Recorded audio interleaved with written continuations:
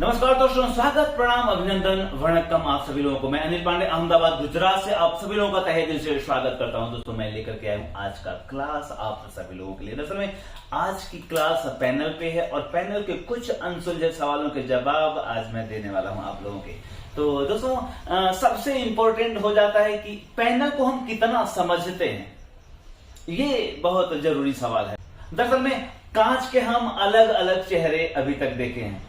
कभी कार के विंडो पे, दरवाजे के विंडो पे, मिरर के रूप में, ऐसे अलग अलग कांच के हम रूप को देखे हैं। लेकिन अब कांच का ये जो पैनल का एक चेहरा हमारे सामने आया है, तो सवाल ये हो जाता है कि हम इस पैनल के बारे में कितना समझते हैं। तो मैं बताऊं आज की क्लास में, तो पैनल के बारे में मैं बताना चाहूंगा।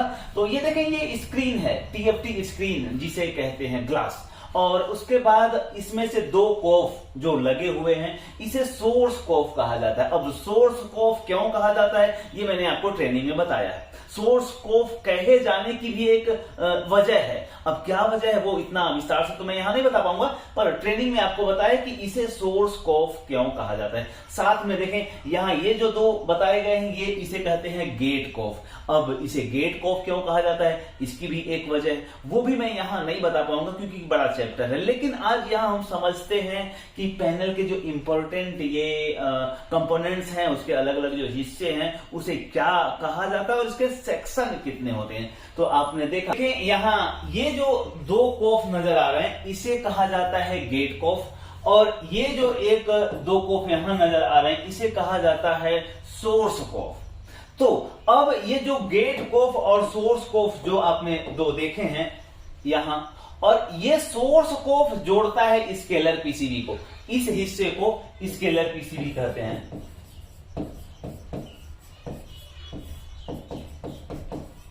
इसको स्केलर पीसीबी कहते हैं। अब स्केलर पीसीबी के कितने अलग अलग हिस्से होते हैं, वो हम समझने का प्रयास करते हैं। स्केलर पीसीबी में सबसे पहले आता है बूस्ट सेक्शन। बूस्ट सेक्शन अर्थात डीसी टू डीसी आईसी का सेक्शन।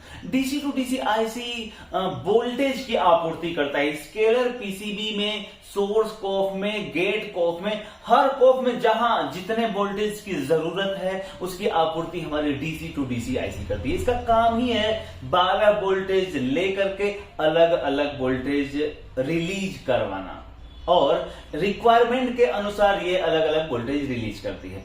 अब उसके बाद आता है MCU section, timing control IC.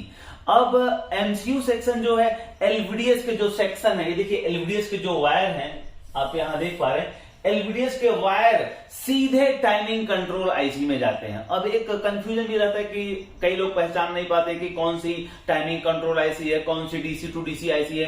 तो जिस आईसी में एलवीडीएस के जो पेयर हैं डायरेक्ट जा रहे हैं, वो टाइमिंग कंट्रोल आईसी होती है। अब वो क्या करती है, वो timing control IC LVDS signal के रूप को बदल देती है। सिग्नल आरएसडीएस, आप यहां देख पा रहे हैं, आरएसडीएस सिग्नल वहां से रिलीज होता है टाइमिंग कंट्रोल आईसी से। तो एक सवाल और खड़ा है कि आखिर एलवीडीएस सिग्नल ही क्यों नहीं आगे जाने दिया, उसे आरएसडीएस में बदलने की क्या जरूरत थी।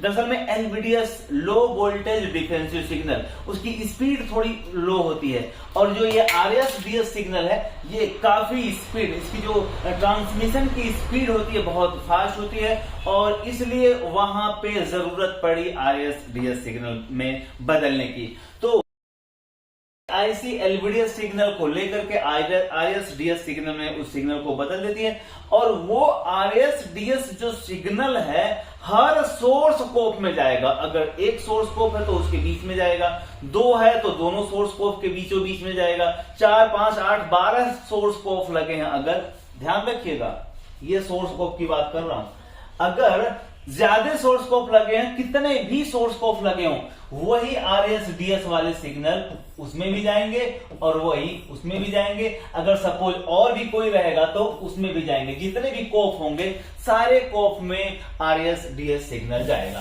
तो ये आरएसडीएस सिग्नल का जो रूट है, अगर पता है तो आसान हो जाता है कि हमें क्या चेक करना है। तो टाइमिंग कंट्रोल आईसी आपने देखा कि सिर्फ एलवीडीएस सिग्नल को आरएसडीएस सिग्नल में बदल रही है और कुछ और भी इंपॉर्टेंट सिग्नल रिलीज करती है, जैसे ओई सिग्नल है, एसटीवी सिग्नल है, सीपीवी सिग्नल है। ये सारे सिग्नल भी टाइमिंग कंट्रोल आईसी से निकलते हैं।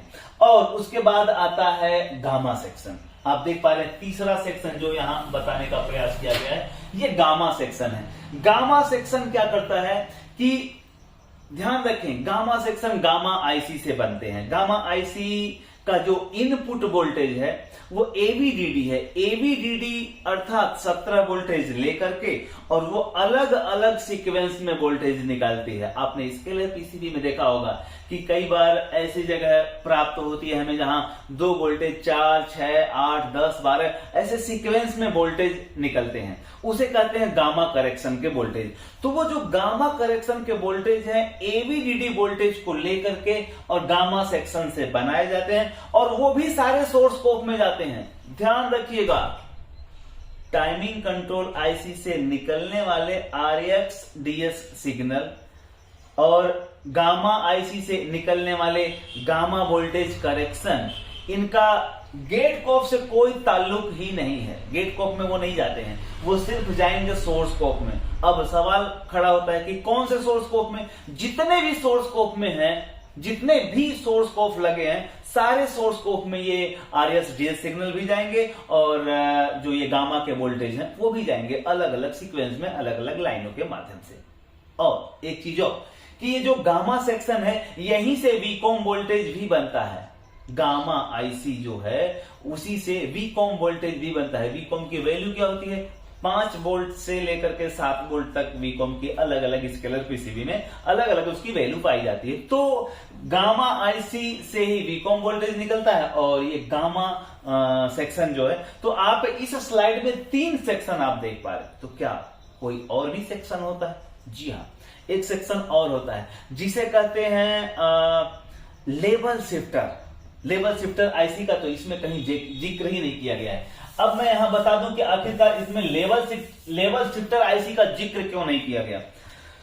तो कोई आपने देखा होगा कि पैनल अलग अलग प्रकार की होती है। बहुत सारी पैनल ऐसी होती है जिसमें ये साइड कॉफ दिए रहते हैं, बहुत सारी ऐसी पैनलें होती हैं जिसमें साइड कॉफ होते नहीं है। तो अगर ये एक इंपॉर्टेंट पहलू है पैनल का, गेट सिग्नल यहीं से इसको मिलते हैं, तो अगर ये इंपॉर्टेंट पहलू है पैनल का, तो उस पैनल का क्या जिसमें गेट कॉफ होते ही नहीं है? तो यहां मैं बताना चाहूंगा कि जिस भी पैनल में गेट कॉफ नहीं होगा उसी पैनल के स्केलर पीसीबी में आपको लेवल शिफ्टर आईसी प्राप्त होगी। अब यहां एक सवाल और खड़ा होता है कि लेवल शिफ्टर के इनपुट और आउटपुट क्या होंगे? तो लेवल शिफ्टर के इनपुट आउटपुट वही होंगे जो साइड कॉफ के इनपुट और आउटपुट होते थे। कैसे? मैं बताऊंगा। जो वीजीएल और वीजीएच वोल्टेज बनते हैं स्केलर पीसीबी में, दरअसल में वो वीजीएच और वीजीएल वोल्टेज सिर्फ बनते हैं साइड कॉफ के लिए, गेट कॉफ के लिए। गेट ड्राइव भी कहते हैं उसे। गेट ड्राइव का वीसीसी वोल्टेज है वीजीएल और वीजीएच। जब स्केलर पीसीबी में डीसी टू डीसी सेक्शन में वीजीएच वीजीएल जनरेट होगा, वो सीधे घूम करके यहां से जाएगा साइड कॉफ में और उस समय उस स्केलर में लेवल शिफ्टर आईसी कहीं भी नहीं होगी। लेकिन अगर वही गेट कॉफ आपके पैनल में नहीं है तो निश्चित रूप से उसमें लेवल शिफ्टर आईसी, एक आईसी और होगी लेवल शिफ्टर आईसी। मैं यहां आपको मार्क करके बताना चाहूंगा। अगर किसी पैनल में ये साइड कॉफ नहीं है तो उस पैनल में आप देखेंगे कि वहां पे एक सेक्शन आईसी का और बढ़ जाएगा और उसे कहेंगे लेवल शिफ्टर सेक्शन। अब लेवल शिफ्टर सेक्शन क्या करेगा कि जो वीजीएल वीजीएच यहां जा रहे थे वो VGL VGH DC to DC IC से लेवल शिफ्टर में जाएंगे और यहां से निकलेंगे गेट सिग्नल और गेट सिग्नल निकल करके यहां किनारे से होते हुए इधर को जाएंगे और फिर वही गेट सिग्नल इस सोर्स कोफ के किनारों से होकर यहां जाएंगे। ध्यान रखिए, मतलब लेवल शिफ्टर सेक्शन अगर नहीं है तो उसमें गेट कोफ होगा, और गेट कोफ अगर नहीं है तो उसमें लेवल शिफ्टर सेक्शन होगा, और लेवल शिफ्टर से निकलने वाले जो गेट सिग्नल हैं वो कोफ के दोनों किनारों से अंदर जाते हैं, और फिर जो गेट के पल्स हैं वो पैनल को प्राप्त होता है। तो ये एक कंफ्यूजन भरा मसला होता है सभी लोगों के लिए कि ये पता ही नहीं चलता है कि किसमें गेट आईसी है, किसमें गेट कोफ है।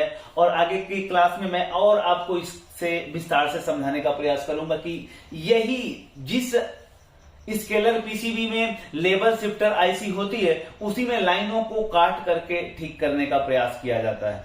जिसमें लेवल शिफ्टर आईसी है ही नहीं, अब आप उसमें लाइन को काट करके ठीक करने का प्रयास करेंगे तो जो आ रहा था वो भी चला जाएगा। तो ये पैनल में बहुत जरूरी है ये जानना कि आखिरकार ये पैनल कितने प्रकार की होती है, और पैनल कितने प्रकार की होती है तो उसके रिपेयरिंग मेथड कितने प्रकार के होते हैं। मैं यहां कहूं तो पैनल लगभग 5 से 7 प्रकार की होती हैं, और इनके रिपेयरिंग के तरीके भी डिफरेंट टाइप के हैं। आपको आगे की क्लास में पूरा डिटेल प्राप्त होगा कि कितने तरीके हैं पैनल रिपेयरिंग के, कौन सा तरीका कहां अप्लाई किया जाता है। तो ये सारे बहुत इंपॉर्टेंट चीजें हैं, लेकिन आज यहां इस वीडियो में मैंने बताने का प्रयास किया कि पैनल के जो इंपॉर्टेंट हिस्से हैं वो कौन कौन से हैं, और ये जो timing control IC, DC to DC IC, gamma section, और साथ में ये गेट कोफ और लेवल शिफ्टर, ये जो कंफ्यूजन है ये स्पष्ट करने का प्रयास किया। अब मैं कितना आप सभी लोगों को समझाने में सार्थक हो पाया हूं इसका मूल्यांकन आप खुद करें। लेकिन दोस्तों एक चीज बता देना चाहता हूं आप लोगों को, इलेक्ट्रॉनिक्स इतना मतलब सहज विषय है कि अगर थोड़ी सी आपके पास इमेजिंग पावर है, थोड़ी सी तीव्र इच्छा शक्ति है, तो निश्चित रूप से समझ लें कि कोई ऐसा काम नहीं है जो आप नहीं कर सकते। मैं सिर्फ आपसे कह रहा हूं, ध्यान रखिए, कोई ऐसा काम नहीं है जो आप नहीं कर सकते हैं। सिर्फ आपको एक जोश और एक तीव्र इच्छा शक्ति की जरूरत है। अब तीव्र इच्छा शक्ति अर्थात शॉट मारने का डर, अक्सर शॉट खाना पड़ता है, शॉट लग जाते हैं काम करते करते, लेकिन एक बार शॉट लगा उसके बाद हमें जंगली बिल्ली की तरह मैदान छोड़कर भाग जाना है या फिर से डटे रहना है, ये निर्भर करता है हमारी इच्छा शक्ति पे। तो अगर आपके पास तीव्र इच्छा शक्ति है तो निश्चित रूप से आप हर पहलू को, हर काम को बहुत आसानी से कर पाएंगे। Thank you very much. प्रणाम।